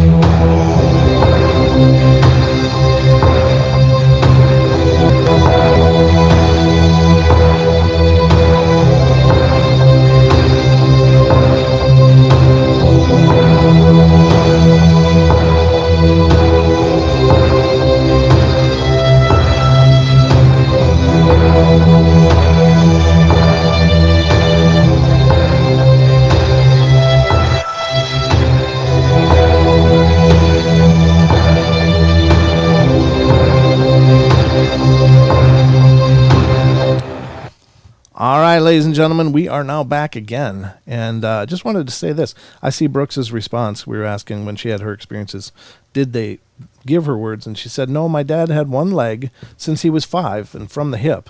He showed me he got his leg back. He was laughing. He acted like he was falling and then stood straight up on 2 legs. That's really cool. Mm-hmm. That's really cool. And that's really powerful. And thank you to Cold Stares. Every time I make a donation, my bank thinks I'm being scammed. I love to freak them out. I freaked mine out, yeah. Several times. That's a good job. Thank you. Yeah, Thank you. Thank you so much. You get the big cheer. Awesome, folks. Okay, so we've got more to go through. This is something I was going to talk to you about. And this is an article I found on curiosmos.com. And it seems to be a more scientific approach to a lot of this, but it says researchers find a lost subterranean world in a cave beneath Antarctica. Now, there's been claims of lots of things from Antarctica. Many people presume or suppose that there's some secret alien base up there. Right. Perhaps there's some people that suppose there was a secret Nazi base established there during World War II, and many people believe that many of the Nazi regime fled and went to these locations, the upper echelons or whatever. And maybe they did. I don't know. There's a lot of strangeness coming out of Antarctica. But this does seem to substantiate that there are some quite big caverns and stuff under the ice there. Let's get into the article and find out what it's saying. A cave leading to an unimaginable subterranean world beneath Antarctica has been revealed by Ukrainian explorers. The 24th Ukrainian expedition members to Antarctica have managed to trace down a cave that had long been lost. The subterranean formation is 3 times larger than previously thought and features several lakes and a river, as reported on September 10th by the press service of the Ministry of Education and Science of Ukraine. A subterranean world is found inside a cave of a remote place, the island of Galindes. The cave was actually found long ago when first Antarctic expeditions took place. Through time, experts lost track of the cave and it was forgotten. The Ukrainian expedition has revealed that the Antarctic cave was actually 3 times larger than previously thought. For those of you on YouTube, you can see the images here. I'll put a link to it in the TFR chat if anybody's interested in checking it out. You can certainly do that. And there's a link for those of you in TFR. If you're at tfrlive.com/chat, you can see the chat from the show if you're not on YouTube.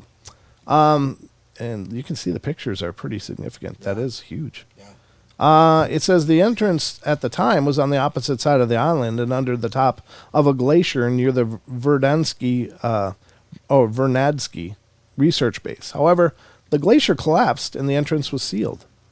The chief of the 24th Antarctic Expedition, Igor Diki, explained that it took quite some time to find the cave entrance again. It's really interesting that one closed and another opened. Right. It says there were several failed attempts to find it from the side of the Penola Strait, but we were lucky to find the entrance from the side of the Wordie House. I'm not sure what the Wordie House is, the former British base, he revealed in a statement. This fascinating subterranean world has 3 levels with a total width of around 200 meters. Inside the cave, and there is an ice river and 2 lakes. The explorers have revealed that the cave is at least 3 times bigger than initially thought. God, could you imagine? Look at all that ice. Oof. Gives me chills. Thank you. Sorry. That's a low-hanging fruit. I'm sorry. Take them while they're easy. This unexpected, in addition to that, researchers claim to have discovered the plume of a bird that they say is definitely not that of a penguin. This unexpected find was recovered and sent to Ukraine for further testing. Researchers also took water samples from the frozen river and lake for hydrochemical analysis and further studies on the presence of virus and bacteria in their environmental DNA. The ice samples will be stored for further analysis in Ukrainian laboratories, the statement revealed. Look at those huge stalactites of ice. Yep.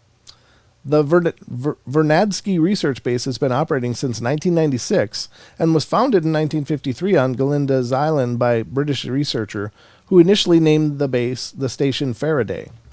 Galindes Island owes its name to the ARA Uruguay corvette commander of the Argentine Navy, Captain Ismael Galindes. The ship was rescued. The ship rescued the explorers from the third French Antarctic expedition that discovered the islets in the early 20th century. The Vernadsky Research Base was named after Russian and Ukrainian mineralogist Vladimir Vernadsky. Wow, keep tripping on that. Who had passed, and it looks like he was born in 1863 and died in 1945. He had a long life. Who was the first president of the National Academy of Sciences in Ukraine? Interesting. So, lots of stuff going on there. I don't know. There's obviously a lot to discover down there, but it's cool that these pictures made it out and they can be seen by us. Right. That is enormous. I wish they had more pictures of like the lake and stuff. Yeah.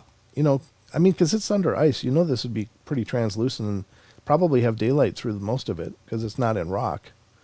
You know, if there's daylight outside, would the cave be lit up by that, or is that what we're observing here? Well, it depends on. Yeah, I think it depends on how deep it is, really. Sure. So I imagine, but yeah, that's pretty impressive. Yeesh. It just reminds me that winter's coming down. I don't like Winter's that. coming. Don't say it again, ever, please. Just pretend. Pretend with me, Don. Let's think happy thoughts. Happy thoughts? Yep. Ned Stark isn't dead. Who's Ned Stark? Exactly. Oh, okay. Well, good thing. Glad you're around, Ned. I don't know. Ned Stark is Game of Thrones. Oh, I never watched that. So. Yeah, winter's coming. Oh. That Oh, meme? okay. Oh, goodness. I'm sure I've seen I it. didn't meme anything by it. Wow. Okay, now we're going to get to an article from justforspooks.com. And this is 12 of the most mysterious events people have witnessed. So let's see what these people witnessed. Number 1, my father passed away last year. One item he always said he wanted me to have was his shotgun, which had originally belonged to his grandfather. For years, he had this shotgun stashed in the attic. After he passed, I'd gone in the attic to look for it, only to find that it wasn't there. A few months later, I had a dream in which I was talking to him, and I asked him where he'd put the shotgun, and he told me it was in the closet of a spare bedroom. I called my mom and had her check, and sure enough, that's where it was. Now, it's completely possible that my father had told me when he was alive, and the dream was little more than a memory, but I certainly don't recall that being the case. Yeah, I don't imagine. Wow. Number 2, I saw a shadow person once. I didn't know that's what it was called until much later. I was living in a house in Laguna Beach that had been there since the 1920s. In its history, it had been a speakeasy, a brothel, and a house for smuggling illegal immigrants. So it all is the same stuff. Yeah, maybe. They all did the same thing. One day, my new wife and I were having an argument. I can't even recall what it was about. She walked down the block to get a cup of coffee and cool off, and I was home alone in the house. The way the place was built was incredibly haphazard. There was a bedroom and living room on one side, then a bathroom with 2 entrances. On the other side of the bathroom was a hallway that had windows on one side and 2 bedrooms on the other. From my bedroom, I could look across the hall into the bathroom, then through the bathroom and down the other hall. I was standing at my dresser, just noticed movement out of the corner of my eye, and looked down there, and there was, and honest to God, this gives me goosebumps, just typing it 17 years later, a black figure. It was maybe 3 feet tall. It was only vaguely humanoid. It looked like black scribbles, like someone had scribbled a human shape, but the scribbles moved, like electricity arcing. It's the best way to describe it. There was no sound that I could remember, and I distinctly remember when I saw it, I wasn't afraid, just like, what the hell? Then it noticed me looking at it, and I can't say it turned around. It just focused on me, I guess, and then I was scared. I didn't move, didn't scream, nothing. I was just frozen because it just came at me. It rushed down the hall towards me. I have no idea what it intended, but as soon as it entered the bathroom, the door closest to me just slammed shut on it. Wow. Then I screamed. I yelled for my wife. She wasn't home. I went outside into the daylight and didn't go back in until she was home about 10 minutes later. This got scared out of his own home. Yep. Number 3, my grandfather passed away just a few weeks after I was born. Never met the guy, never knew what he looked like. When I was 5 years old, I started to see this man in our rocking chair. I called him the rocking chair man. My parents thought it was an imaginary friend stage, but it started to bug them when I told them every single day. Sorry. They finally questioned me about it, and I told them every detail I could remember, and finally they showed me a picture of a man. It was my grandfather.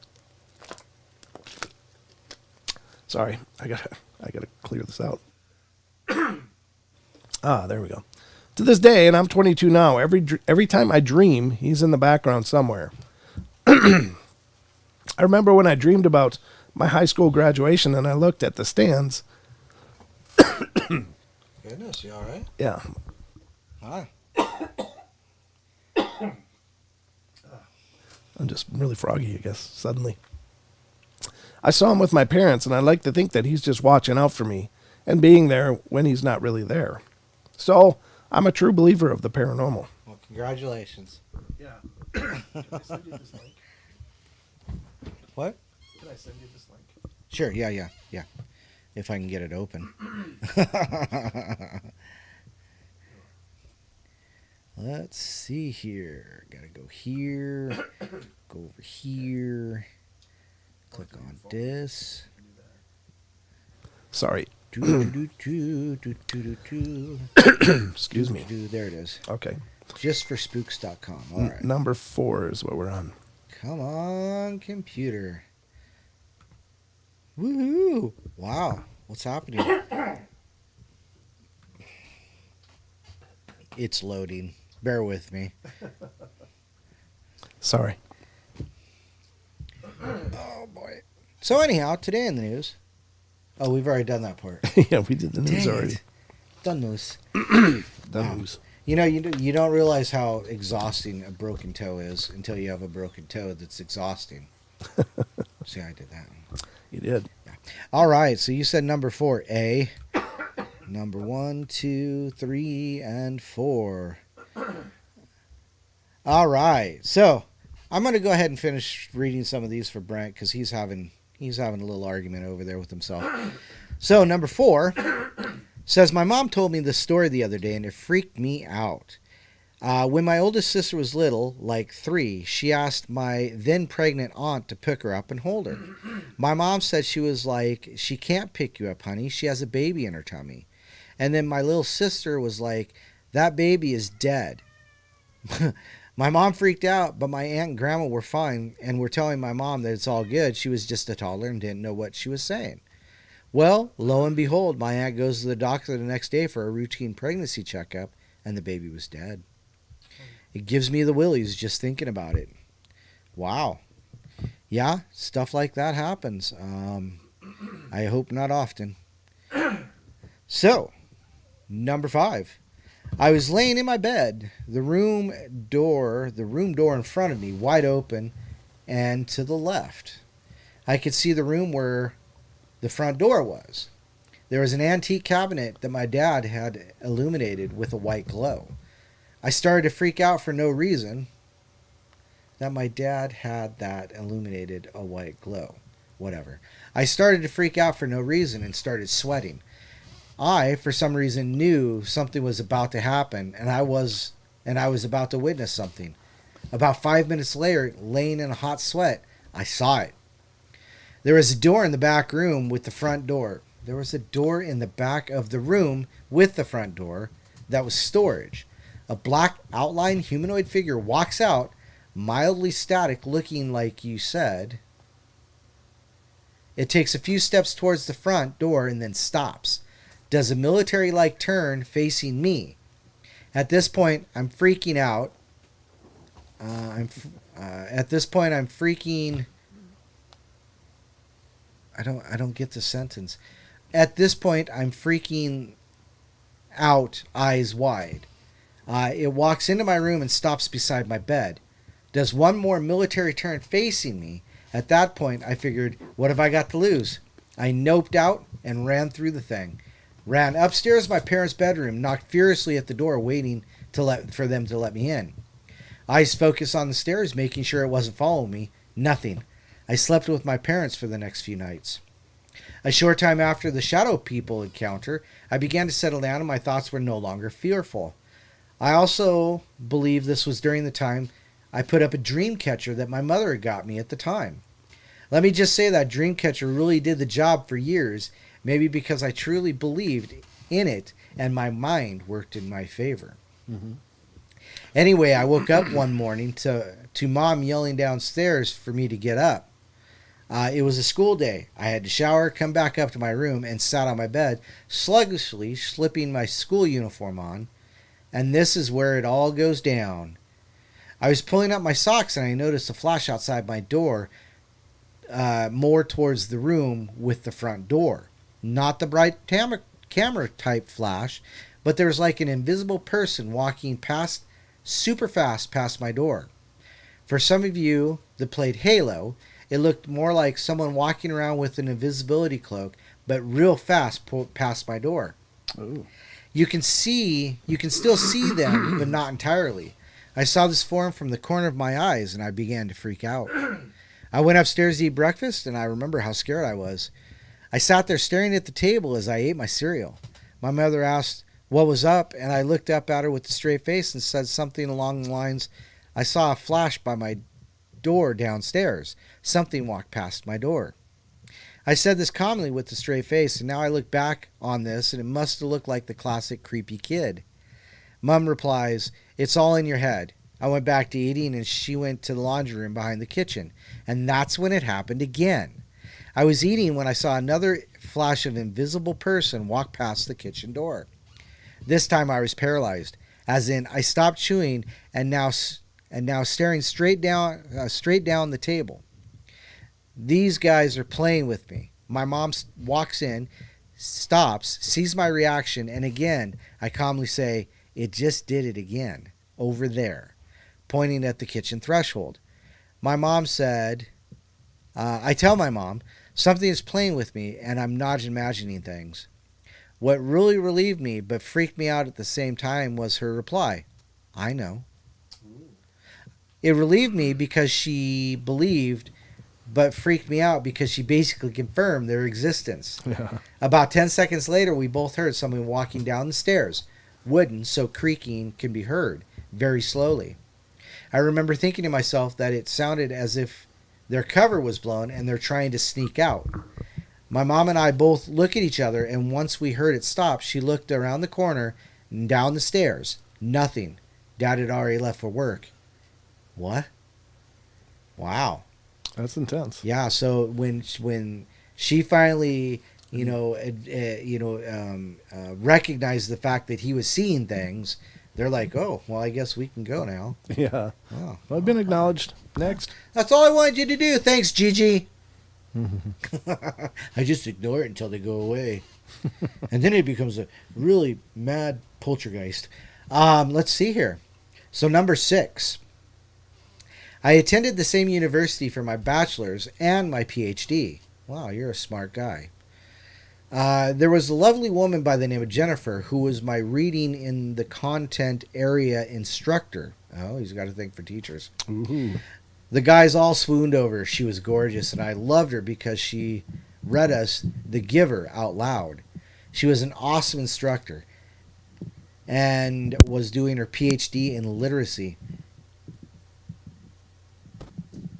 He's playing with my bat. Anubis is getting batty over there. He is getting batty. Fast forward a few years, and Jen's moved to South Carolina to teach literacy. And now I'm in my PH program, and in the same grad student office she used to work in with other literacy people that were colleagues. And then we get the news that she was murdered by her boyfriend. Ooh. Everyone is totally devastated. It was a huge blow to the department, as she was genuinely loved by everyone who knew her. So a few days after her funeral, her body was brought home. I'm in the office suite at school very early in the morning when nobody else is around.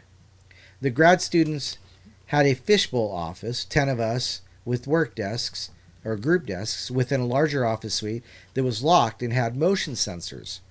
I'm walking in and past the locked door with windows, and I see a woman with short, dark hair walk the other way inside, which was weird because the lights didn't flicker on as she moved. So I walked around the corner with a key code and let myself in. I walked inside and head to where I saw her. The lights flicker on, and when they sensed me, nobody was there. Just me. An entire suite of empty offices.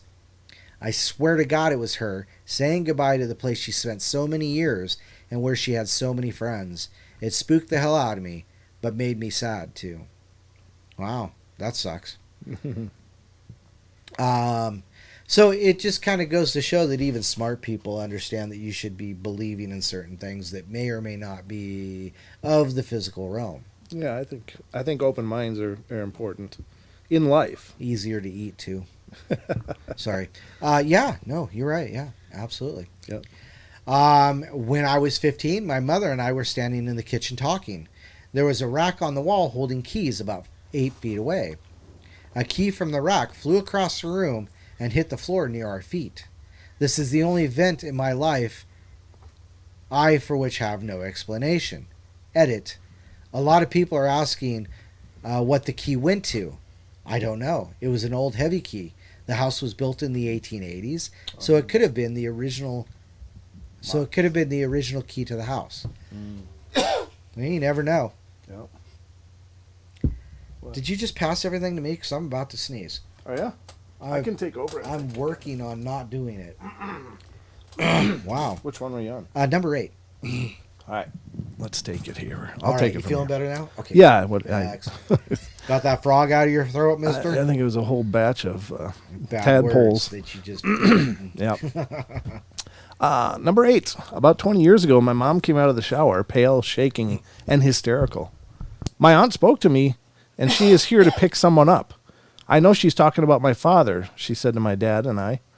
Her aunt has been dead for many years. 2 days later, my grandfather, Mom's father, was in the hospital. He was in a coma and died shortly after that from undetected lung cancer. Wow. That's quick. That was from Green Yellowbird. Number 9, this is long, and I apologize, but it's hard to express. Let me look at the time, 3 minutes. Oh, jeez. Okay. I don't know if I can get through this in 3 minutes. That's a pretty long one. Well, maybe you just want to save. Maybe you just want to save this one for Another show. Do you do a show on Sunday? Yep. Okay, so maybe tomorrow. Wow. Yes, there's a portal on Sunday. I think my mouth just had a stroke. Sounds like that could be. Yeah. Wow.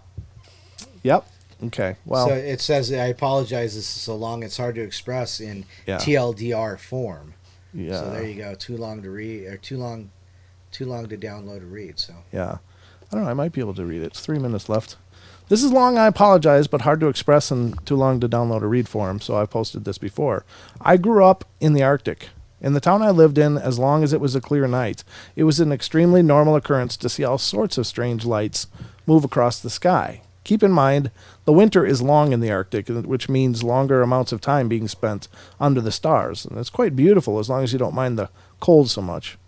Sometimes I would drive a snowmobile a few kilometers out of town, shut it down, and just lay down on the snow looking at the majesty of it all. The only thing disturbing the silence being the occasional breeze. The northern lights are also a common occurrence. Doesn't happen every day, but enough that they start getting ignored after a while, as long as they aren't too spectacular anyway. One particular night, without asking my parents, it was their snowmobile, I decided to go out on one of my midnight drives out of town.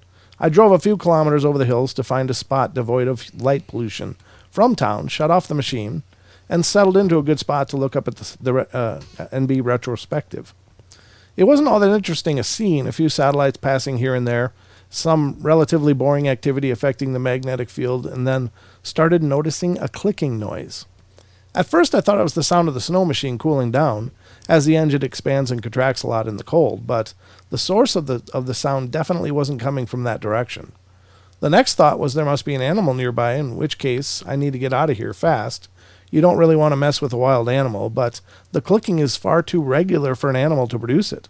It was a fairly mechanical sounding, and the source of the sound isn't coming from anywhere around me laterally. It was coming from up. Oh. So naturally, I look up and determined to ascertain the origin of the strange noise. I see what I always see: stars, northern lights, a lazy satellite crossing the sky. All normal stuff, but before I dismiss it altogether and begin heading home, I noticed something strange in the aurora borealis. There were 3 rather strong points of light, and I ignored them at first, thinking they were just odd symmetrical stars, but this proved false. They were definitely getting brighter. I kept staring in morbid fascination as they grew stronger and stronger, yet still only remaining single points in the sky. All the while, the clicking noise is getting louder and louder and more pronounced, just like someone started with a tapping pen on a desk to clacking billiard balls together inside of my head. Then it stops. The lights are gone. The clicking is not heard, and aside from being a little stiff, cold, and rather petrified, I'm fine. So I jump back on the snowmobile. Oh, that's going to be all I can get you. Sorry, guys, I tried. But anyway, we love you all. Be good, be kind, be nice, take care of each other, help each other out, find the magic in every day, and remember to laugh as much as you can. Don? Good night. Good night. See you guys. Until next time.